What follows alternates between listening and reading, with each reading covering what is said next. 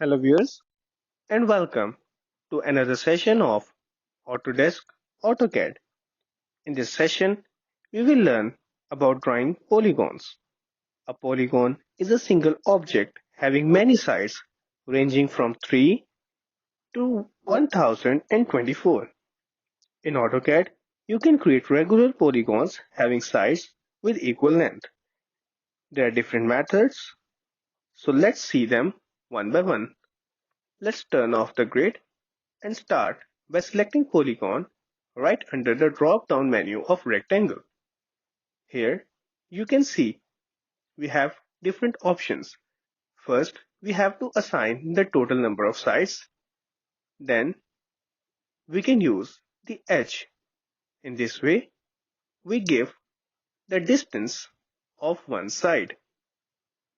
For instance, I have provided this value, and all the values of this polygon will be of that specific length.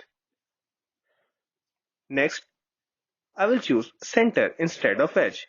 Then it will ask for inscribed or the other options. I have chosen inscribed. So we get this type of polygon. Again, let's take the same center like this, and this time I have not chosen the inscribed option. And with the same value, we get three different type of polygons.